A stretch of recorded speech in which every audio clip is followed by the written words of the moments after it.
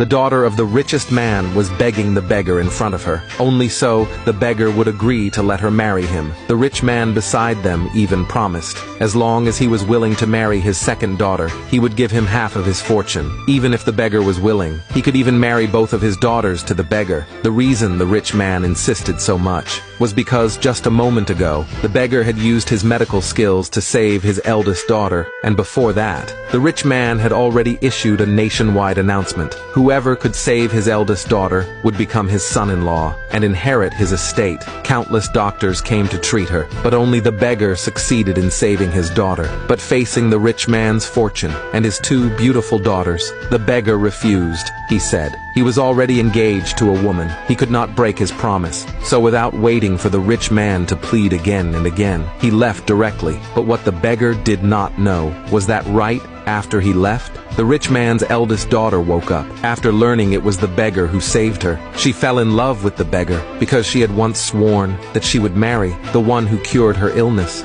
Meanwhile, the beggar had just returned home, only to be greeted by his fiancée Susan, breaking off their engagement, just because Susan despised his poverty. So she told the man she had already found someone who could bring her wealth and was about to get married, so she forced him to end the engagement and not bother her again. She accused the man of being unambitious, that after so many years he was still just a beggar. She bragged about the man she was about to marry, who was the president of a publicly traded company, and invited him to attend her wedding with her fiancé. The man was deeply hurt because the one Susan was about to marry was none other than his best friend John. What made him even angrier was the reason John had been able to succeed was because of the man's support behind the scenes. The double betrayal of John and Susan made the man feel humiliated. He wanted to teach them both a lesson, so he told Susan he would attend her wedding and he would give them a big gift at the wedding. Then he kicked Susan out. Susan wasn't worried at all, relying on the fact her fiancé was a president. She simply did not take the man's warning seriously. But what she did not know